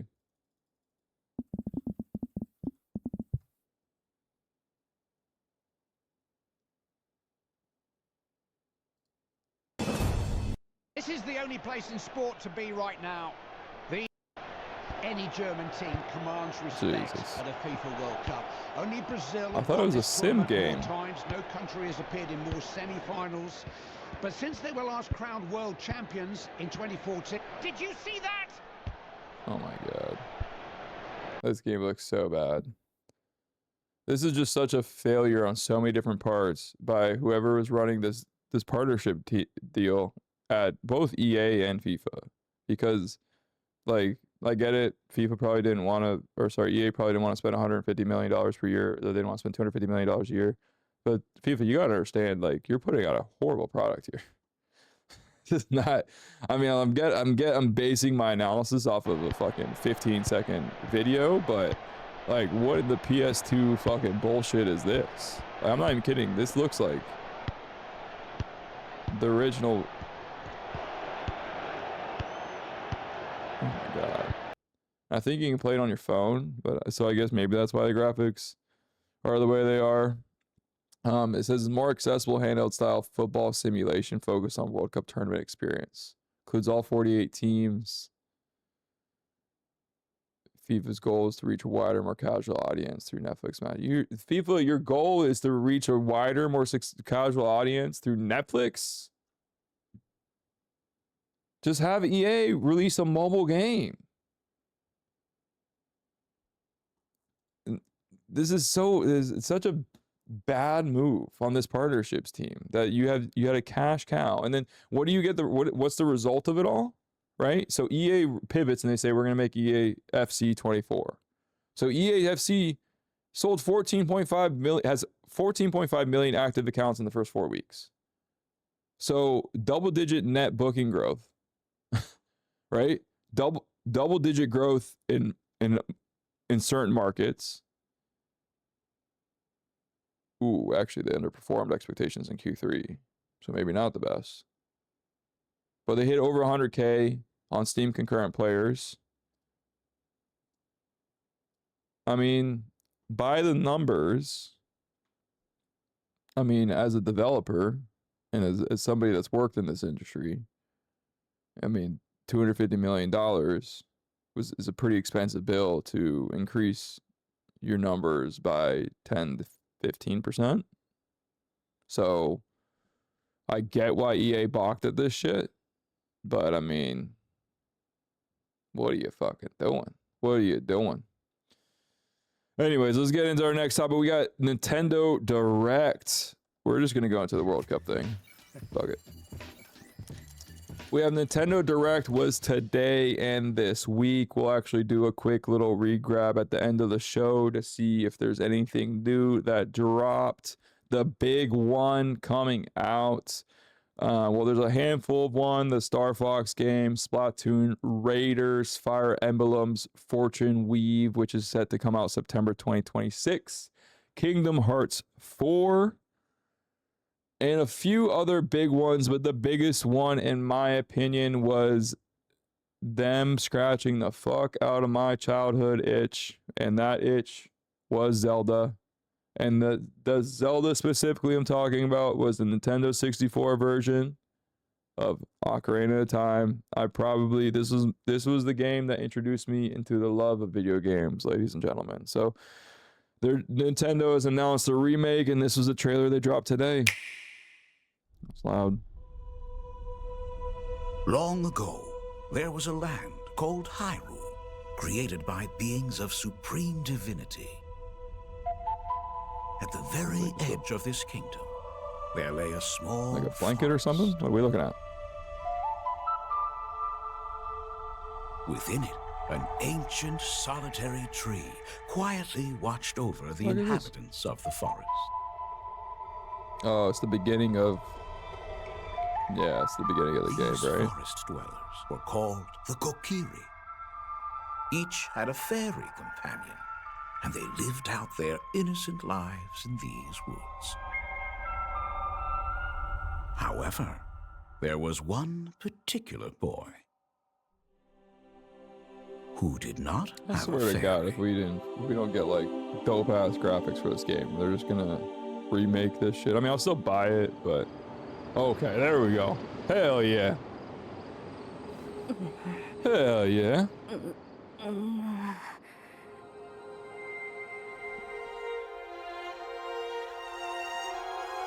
Not fun. Just give me chills.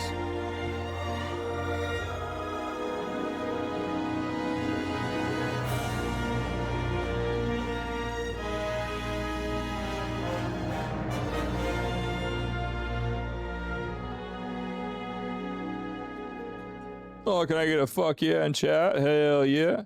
That is fucking sick. I mean, Nintendo, the thing with Nintendo, guys, they have so much goddamn IP these days. Oops, sorry. Ooh, Star Fox. This came out a month ago, though. We already did a whole episode on this. Let's see if this shit got approved. No, still didn't get approved. God damn it. ADD's kicking in, guys. ADD's kicking in. But Nintendo, they got like so much IP that they could just do this song and dance for the next like 100 years. I swear to God. Like, they really actually could. Oh my God. This thing's bugging out on me now. I need to close this. Okay. We'll leave it alone. Leave it alone. When I start trying to fix shit while I'm on stream, never works out well. Never works out well. But yeah, I mean, let me know what you guys' thoughts on Nintendo. What's coming down the pipeline. I think. Listen, I got a Switch too. I call it the flight killer. Like, if you got a flight and you got like a long haul flight to Europe or something, go buy a Nintendo Switch. Go get a Pokemon game that you used to play and just play that shit like there's no tomorrow. And yes, I get it. You'll be playing a game that was designed for like 10-year-olds, but it's still very fun. Very, very fun. So, anyways, let's get into our next topic. I clicked my button too fast.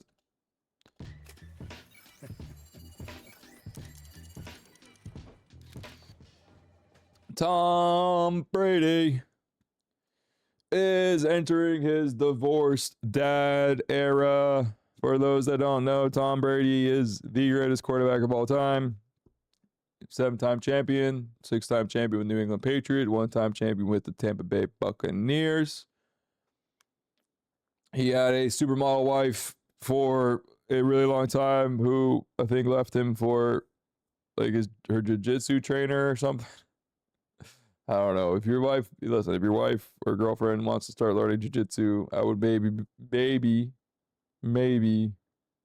take her out to dinner, pay a little more attention to her, get her some flowers, something. Because obviously, if you're Tom fucking Brady and this shit can still happen to you, then, I mean, it can happen to anybody. It can happen to fucking anybody. And I think there's a lack of originality in what I just said. I think that might have been on his roast or whatever. But I don't give a fuck. If it can happen to Tom, it can happen to you. That's all I got to say. So take your lady out, all right? So Tom entering his divorced dad era, he has launched what is being called Good Nut. Yes, you heard that correctly. Good Nut. It's a premium coconut water brand made by Tom himself. And here is their announcement video. Are you launching another celebrity seltzer brand? No, I'm launching a brand new coconut water. It's actually really good. Oh, what's it called?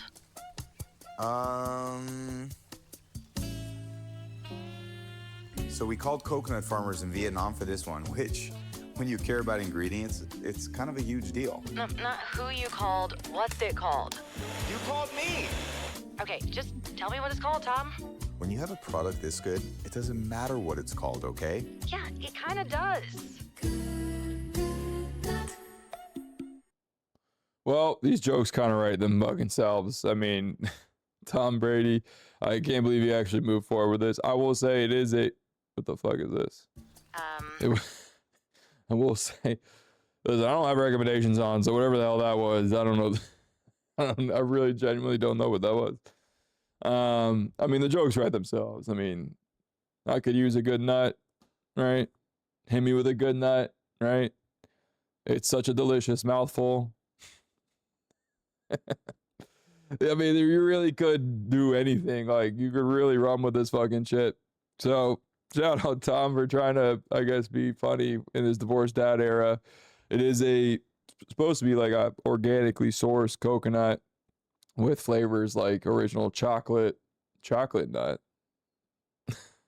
and sparkling. It's going to be about $3 a can, and it's a delicious mouthful. That's all I'll say about it. But no, I mean, listen, Tom, if you're looking for field marketing people, I know, hit me up. I don't know if I should say this, but my girl, she kills it at Alani. She's been killing it at Alani for a really long time. And I don't know if you've seen the numbers, but Alani's doing really fucking good. Anyways, let's get into the next topic. I should be more ready. Sorry, guys. WWDC was this week, and for those that don't know what that is, it is the Worldwide Developer Conference that Apple hosts every summer. This is Timmy Cook, the CEO of Apple's last WWDC, which gave us this incredibly vague ad. I think you ought to tap into your countryside and say something like, "Good morning, y'all." Good morning. Good morning. Good morning. Good morning. Oh, hey, I didn't see you there. Good morning. Good morning. Good f***ing morning. Good f***ing morning. Good f***ing morning. Good morning. Morning good? Mudgorning? Oh, Timmy, why don't you just tell me good morning? Good morning. Good morning. Good morning. Good morning. Good morning. Good morning. Oh. Good morning. I feel like Michael B. Jordan filmed this one like 10 times before submitting it. Good morning. Oh. Good morning. Good morning. Tim Cook, big fan. I'm gonna tell you what. Life is your oyster, man. You gotta go pick it. You can do it all. Thanks for the ideas. I think I'll say it the way I always say it. Good morning. You know, I watched that on my own, and at the end of it, I was like, I can't believe I wasted a minute and 6 seconds of my life basically watching Tim Cook flex on us on how many celebrities he can get to say good morning. And so I thought that I want to waste your guy a minute and 6 seconds of your guy's life too, because it's only fair. So that was, I mean, I guess that's because it's Tim Cook's last fucking thing, and he always says good morning in his little speeches.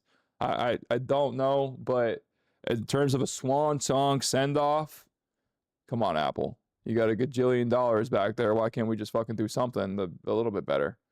But anyways, we're getting Apple Intelligence round 2, which is, you know, well, we'll talk about it, but here's to a pocket video. near you. Hello. The Siri AI glow up hits the small screen. See Siri AI in the role of a lifetime, your personal assistant. Ask Siri AI anything and revisit your conversations with ease in a new dedicated app. Watch Siri AI embark on a quest to provide nutritional details about your meal. Yummy. Cheer as Siri AI handles every detail of your soccer watch party. Go! Siri is giving main character energy and puts the personal in personal assistant. See next generation Apple Intelligence extend, reframe, and clean up your photos. Booyah! Create photorealistic images and flex your imagination everywhere from contact posters to fun wallpapers in the all-new Image Playground. Safari has never been more organized with topics or timely with Notify Me. Rest easy knowing your data is protected as compromised passwords are automatically updated with just a tap. And see Apple Intelligence stand guard to protect your privacy. A faithful sentinel, keeping your private info private. With Siri and Apple Intelligence, your data stays protected. All this and so much more. Coming to an iPhone near you. Sweet. So iOS 27 is set to introduce, I think it's iOS 27, I don't fucking know. iOS something is set to introduce a rebuilt version of Siri AI, which is round 2 of this. If you don't remember, well, they basically got sued for saying that they're going to have AI in their products. And then I got like $35 back on one of my iPhones about 2 years ago because it didn't have AI in this product. So who would have fucking thought, right? You think you would sell a product, you'd put it in there, but I digress. So apparently what's happening now is Apple, you know, as they roll out, we'll hear more and more about this, but it seems like they've admitted defeat on the AI infrastructure piece, or sorry, not infrastructure, AI development piece, and instead leaned into AI infrastructure. And so what they've done is they've tapped Gemini to basically render the results. So they're tapping other AI platforms into their dedicated native application to allow their AIs to actually function properly, which they should have done this in the first place. Like, Apple is a hardware company, not a software company. I don't know why they decided that they want to become a software company when they've never done software well. They've always only done hardware well. The only thing about software that they've done well is basically locking the fucking gates so that they can monetize your ass 30% of your fucking users' IAPs. That's what the only thing they did is make a really good business model out of software, but the terms of the actual software itself is nothing really special. So thank God. And yeah, I'll tell you what, something to note here as well, you can use other AIs for this platform, it sounds like. So I think Claude and Anthropic, which if I'm going to tell you to do anything with your life is to use Claude and Anthropic, Claude over everything else for the time being, because it is the best one. But yeah, I mean, it's WWDC always gets me a little excited. I'm, you know, personally, I've always been a big Apple fanboy since the beginning. You know, I've big fan of Steve Jobs. Read the book. I've done the whole fucking thing, right? The whole Pixar story around Steve Jobs and George Lucas and all that. It really fascinated me, and I got to live in San Francisco for 10 odd years and got to see the Silicon Valley in full force. And so I'm always going to be rooting for Apple, and I think they're one of the best companies in the world. But I do think Tim Cook, I'm excited to see what the future for Apple holds, because Tim Cook kind of just kept the status quo. They introduced basically 2 new products over the last 10, 15 years, AirPods and watches, which I use my watch every day and I use my AirPods every day. So I can't hate that much. And they built a multi-billion-dollar business off of headphones, right? But, I think personally, I hope that they figure this shit out, because I do think it'd be really nice to have an AI integration properly on my phone. But anyways, I digress. Let's get into the next topic.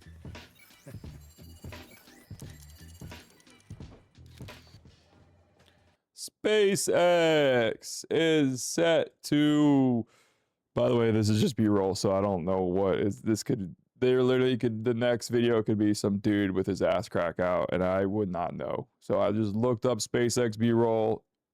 If this is just a bunch of rockets that are shaped like penises, I apologize, but I'm hoping that it actually is SpaceX B-roll.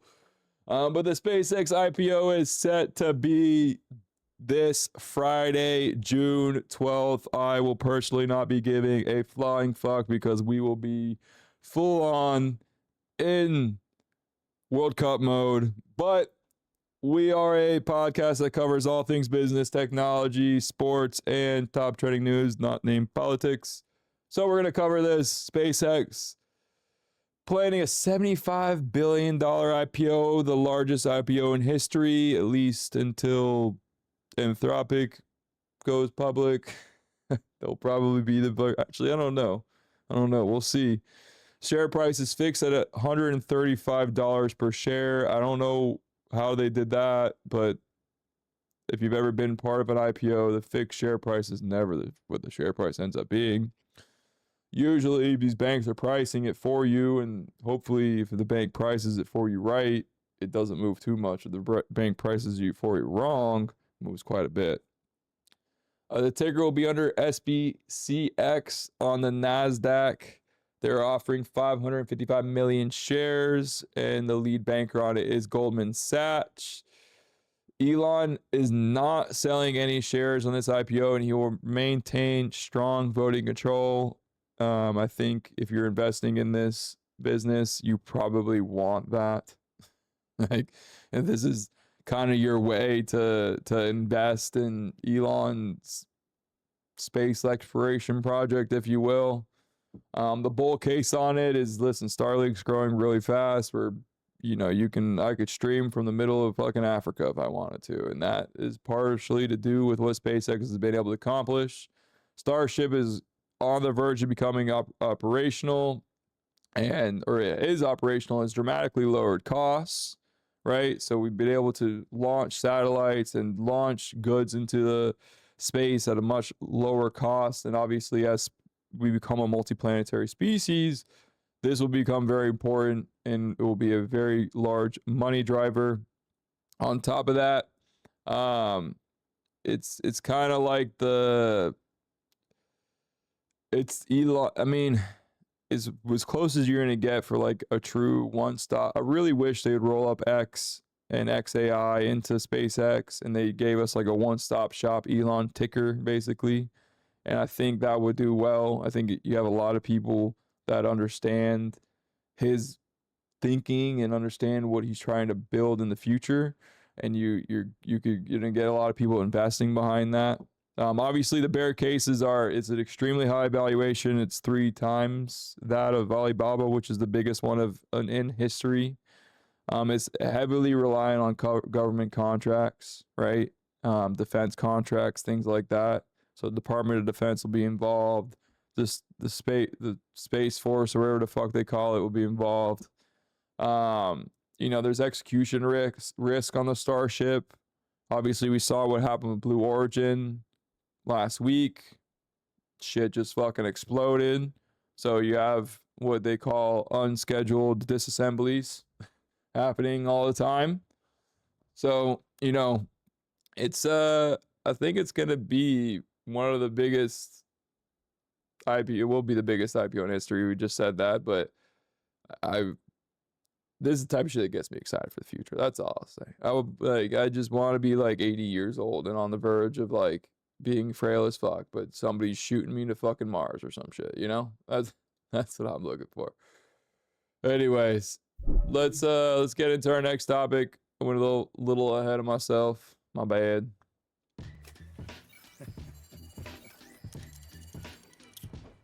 So we'll do some quick hits here to end out the tech side of things. Beyond BYD has had a 4-year secret humanoid robot program and could sell cars through the dealership. So when we're talking about, you know, well, I had a joke in here. I was like, you know, as long as Elon doesn't get distracted, but talking about distractions for Elon, Beyond releasing a robotics into robotics to compete with what would be the Tesla humanoid bot. Can't remember the name of it off the top of my head. Is obviously going to be a bit of a distraction for Elon. I think it's personally, it's going to take some time for people to adopt this shit, because let me tell you, I have enough problems with my dog looking at me while I'm fucking doing the dirty. I cannot imagine how I'll feel with my robot looking at me. So it's gonna be some time. It's gonna be some time. Moving on into Uber, as again another thing that might distract Elon. Uber has launched robo-taxis in Madrid with WeRide, so ride-hailing app Uber has partnered with robotaxi WeRide to offer driverless rides in Madrid. I'm almost out of water. Sorry, guys. The driverless service is expected to begin later this year in partnership with Madrid's regional government. That's interesting. WeRide and Uber, together with AV operator AVOMO, have committed to deploying fleets of hundreds of robotaxis, which will gradually expand across the core urban areas of the Spanish capital. Now, for anybody that is freaked out about this, I encourage you to go hop in a Model Y and one of your friends' Model Ys and just tell them an address and hit the button and just watch it drive, because it is safer than anything that you and I could ever do. It's just safer, and it's gonna help people stay alive. And I think that's a good thing. Anyways, moving on. Shit.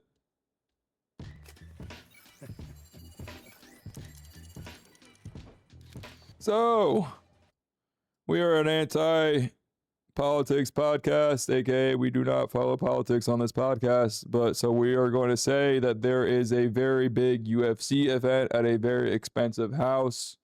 Some would even say this house has like a $300 million ballroom that's being built or something, but I don't know. It might have been a bribe, it might not have been, but for non-politics. But apparently this house is in DC. So let's watch the event's called UFC Freedom 250. It's on Sunday, and this is their promo for it.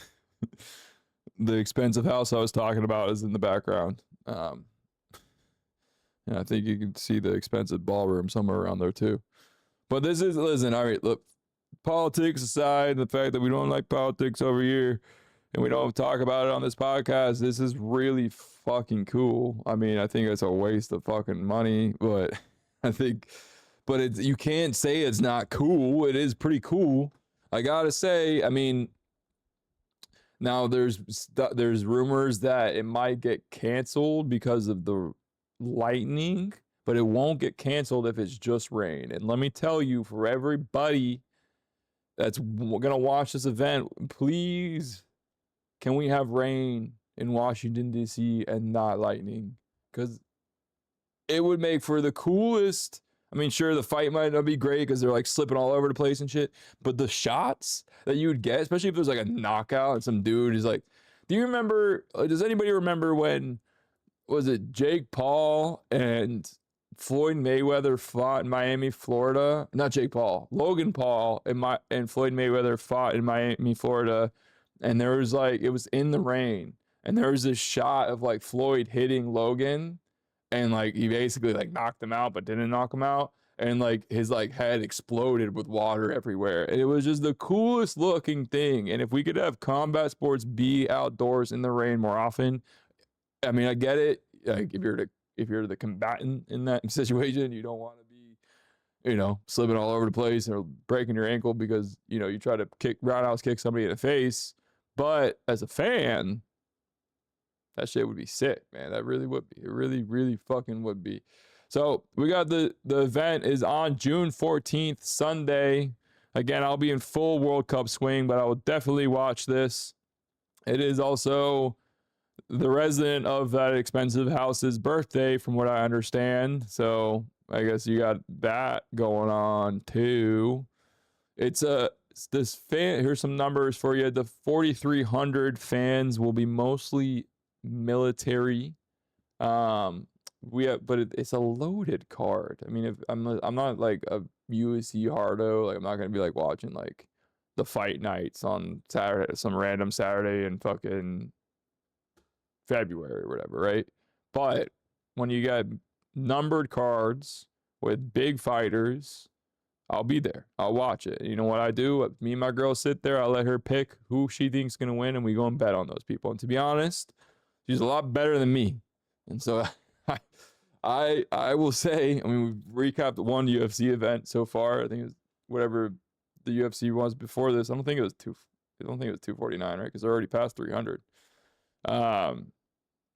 Anyways, but if you look at this card, I mean, you got Ilya versus Gaethje, right? Which is just going to be a bloodbath. For those that don't know, Ilya is basically the best pound for pound fighter of all time. He does this great little thing where he like does these like roses. Like he like, I don't know. Let's see if I can find it for you guys. Did I not copy that? What the fuck? Oh yeah. Funeral. So he does these like these like fake funerals. This is a screenshot of it, but he actually does like a little like video where he puts a rose out. So he's a badass. And then Gaethje is just, he's always comes into fights where he's like the big underdog and somehow ends up either winning, like he beat McGregor, right? And he's just got heavy hands. And so like these guys that like to throw are so fun to watch. And then you have Perrier versus Gane, which is just two fucking elites at their game. Perrier, incredible kickboxer. Gane, just big old French dude. You got Sean O'Malley is going to be fighting. Josh Hokett randomly got a fight because his last fight at the last numbered event was so good and he beat the shit out of some guy so fast. And he's going to be fighting Derek Lewis. You got Michael Chandler against Mauricio Rufy. You got, you know, Diego Lopez versus Steve Garcia. It's a proper, you got some proper bouts here. You really do. I do find it funny that probably the best fighters that are coming out here are French, Brazilian, and Georgian. If it was the resident's decision, I don't think he would have had those be the fighters. But I digress. It is a really cool setting. If you don't think this is somewhat cool, then, you know, I understand why. I do. But for me, in terms of, I like the idea, I like the theater of things, I like the spectacle of events. I like to, you know, when something's really big, like even like, yeah, last night was annoying with the Knicks and like the security and all the shit. And like, I hate that part of it. But the fact that everything outside of that, like the New York being around the team and the spectacle that it was at the stadium and the crowd, all that shit is so fucking cool. And so when you got a card like this, when you're going to have literally back to back fighters, fuck, I'm going to be in Dallas, huh? So is gambling legal in Dallas? You gamble on sports in Dallas. Fuck. All right, we're not even betting on these fights. God dang it. Oh no, I need to stop talking about, oh my God. That's gonna, I literally probably just got taken down off YouTube for just saying that stupid shit. I don't have an email yet, but it's coming. It's coming. It's coming. It's coming. I can feel it. I can feel it. Google don't like that shit. Google don't like that shit. But we'll appeal it, and then when they tend to like look at the video, and then they're like, okay, you weren't violating our terms and conditions, and you're not an OnlyFans girl that's shaking her booty or something. Okay, so let's get into next topic. Shit, was ready. Now I'm ready. Big money in podcasting. For those that don't know, the probably the biggest podcast in footy right now is called The Rest is Football. It's Gary Lineker taking The Rest is Football to Netflix for the World Cup. Football right here in the Big Apple. The biggest debates, unfiltered takes, every day on Netflix. I swear that they just like took my copy that I've been using for the last 2-3 months, but it's okay. What do you think, lads? It's quite bold, isn't it?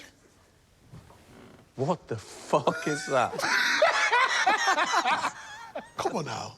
They've absolutely smashed it. They give me a spray tan. You look varnished. I look gorgeous, don't I? Do you? Look at the trim. They could have trimmed my ears. I think they've done you a favour. Come on, lads, it is Netflix. It is Netflix. But I need more from you guys. It's Netflix, baby. It's Netflix, baby. No more, I need more, guys. It's Netflix, baby. It's Netflix, baby.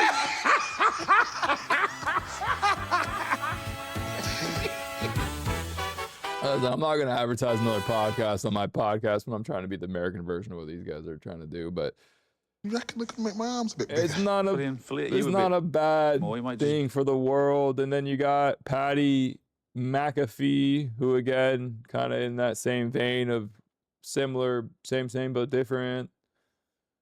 Reportedly is getting a $60 million annual extension from ESPN for the Pat McAfee show. He even had his own broadcast on the NBA Finals game last night. Shout out Patty Mac. Listen, I didn't need any more motivation to do this. I'm having a lot of fun with this stuff, guys. You know, for those that are closest to me know that, you know, I took the last handful of years off, basically, and just watched sports and just had fun and did whatever, you know, dude that borderline retired at 30 years old would do. He played a lot of video games, smoked a bunch of weed, drank a bunch of booze, and went and traveled the world and went to all the sports games. And I lived out my dream, and let me tell you, the dream is fucking awesome, but it also, it's not, I want to say boring, but you do end up wanting to do more. So I'm having a lot of fun with this. Part of the reason I started this podcast because I needed something to do, and I wanted to talk some shit and have a little fun. But fuck, I mean, if I needed any more motivation, here you go. 60 million speckle dues annual extension for Patty Mac. I mean, hell yeah, brother. Hell yeah. Good for you, my man. You could make $60 million a year, or you can go build App Lovin', one or the other. Anyways, next topic.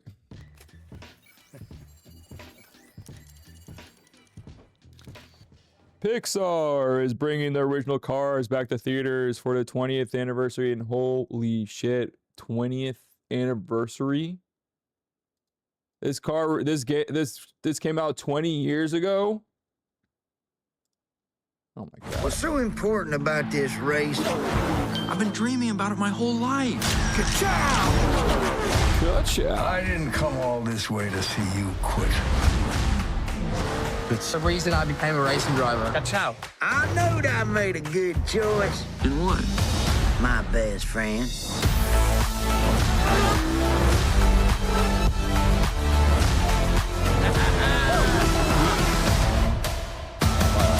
Really loud there, sorry guys. What's so important about this? But 20 years, holy shit, that's damn fucking old. So Pixar has announced the re-release of the Cars movie directed by John. Are they re-releasing the original? Yeah, that's what I thought. Okay. They're re-releasing the Cars movie 20 years later at 2 theaters. You know, a lot going back to the scratching the itch of my childhood. This is This is part of that. I love when movies do this. I actually have talked about it at length. I think AMC and all these other movie providing companies should do, and they might already be doing this, I don't know, but they should do dedicated deals with Disney, with Pixar, with whoever, you know, Universal. You go down the list, and let's go do a release schedule. When it's Halloween time, let's do the Halloween movies. When it's Christmas time, let's do, you know, Home Alone should be in theaters during Christmas. Like, I get it's the classic and it's nice to watch it at home, but also it's fun to just like watch it in person. And the content that they're putting out there these days isn't the same, right? It's just not the level that it used to be because of the straight to Netflix model. And so you have a lot of people kind of basically building, I don't want to say crap, because being a creator, it's really difficult to make really good content. But compared to what we got in the early aughts and like the late 2000s, we get a lot of people that are making content for very low cost and then getting a bunch of money from one of the streaming providers and then running with that money to make what was supposed to be a high production show. So you're basically showing somebody that they can drive the Ferrari, or having somebody show you that they can drive the Ferrari, then toss them the keys and be like, good luck with it, kid.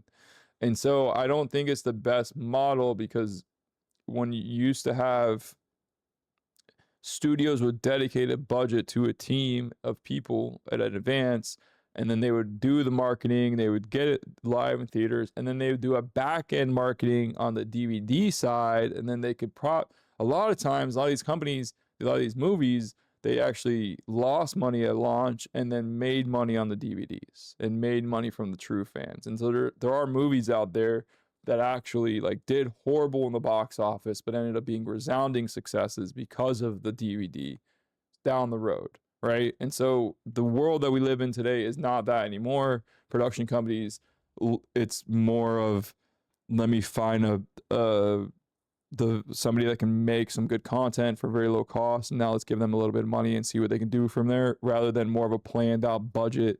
And then when you have more of a planned out budget, you have more high quality AAA style content. And when you have high quality AAA style content, it actually holds weight. And that's why you can watch a movie from 2003 and you're like, holy shit. Or you can watch, you know, and Cars isn't a good example because obviously that's a AAA title, and the way that they planned and budgeted that was appropriately. But you can go, or here you go, Larry the Cable Guy. You can go watch some of his old movies and they hold up, right? You go watch Step Brothers or whatever 20-year-old movie and it holds up. It's really fucking good and it's really fucking funny. So I don't know. The movie world, it's not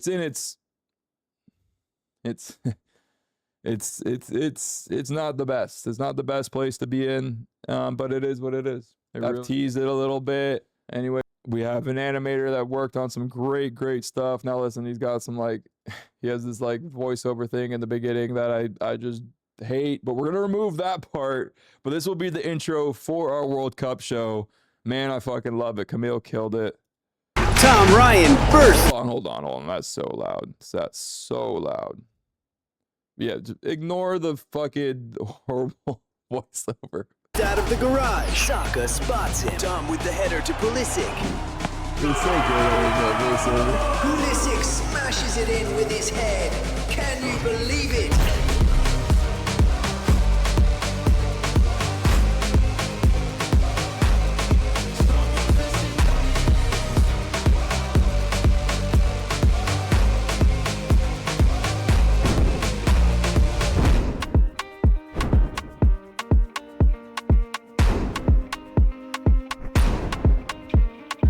Actually kind of looks like Eric Kane. I'm not gonna lie, he did a good job of that one. Mbappe though, what the I mean, he did Mbappe dirty on that one. Oh, you guys can't even see it. Oh, let me do a little. There you go. He did Mbappe dirty. But man, this is great. Other than the little thing in the beginning. So between, let me do the proper transfer for you guys. So between what Marcus built with this amazing scene and the Pulisic jersey, the Saka jersey, the rotating pole, I'm pretty sure those are just only countries that are in the World Cup. I didn't check his work, but I'm gonna assume that that's what he did there. It'd be funny if there was like a bunch of countries that weren't in it though. We got the mascots kicking the ball back and forth. I mean, and then the cool thing is, like I said, guys, every city that will be in, the background will change. So we'll have Arrowhead in the background for one. We'll have Dallas for the other one. Like, it's going to be really all over the place. So, and yeah, like I said, we got this. This is our intro. I'm going to run it one more time because I just Brian bursts out of the garage. We'll mute that fucking. Tom with the header to Pulisic. Well, people, please don't copyright me, please. I really love this intro. And we even use like music from Artlist, so we shouldn't get copyrighted, but seems to be a battle that I'm gonna be facing for the rest of my life. Come on, how sick is that, guys? Come on.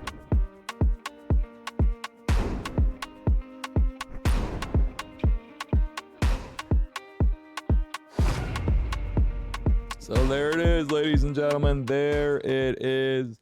And listen, we're 2 hours and 11 minutes in. We're way past what we try to aim for, which is an hour 40. Let's do a quick sanity check. Make sure, see if I get tagged in anything of me doing anything stupid. Nothing there, nothing there. And let's check the news. Make sure the world's not about to explode. New Era reveals Crystal embolized 2026 draft hats. Real Madrid's $150 million bid for Alvarez rejected. ESPN in talks for a $6 million extension. All right. Post pink. Isn't this old? Oh. Oh my God. Oh my God. All right. We'll Jesus Christ. Antonio Brown, whoever owns his Twitter, is a fucking madman. But when I see Stephon Diggs post pink bag photos amid assault case, well, for those that don't know, last summer, Stephon Diggs got caught with a pink bag of drugs. And so that's the pink bag I thought he was fucking talking about. But I guess I was wrong on that one. But anyways, we got game 4 tomorrow. World Cup kicking off Thursday. We got one last friendly for England. We'll be there in person. And guys, it's kicking off. It's kicking off. So let me put a little music on. But what is this?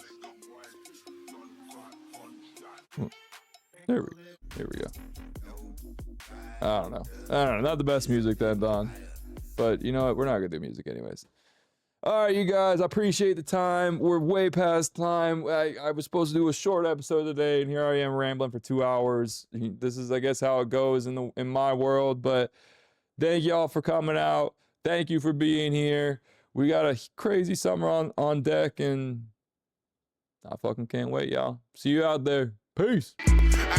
See, I'm back on my bullshit. Came a long way from school, bitch. We them niggas been banging and walking with full clips. Pocket filled with them blue strips. All I hang with the solid, can't fuck with no loose lips. If he ran, cut him loose quick. If a fuck nigga try, bet his ass make the news quick. Hit his ass with these blue tips. But these niggas won't shoot shit. Cause these peons ain't stepping how my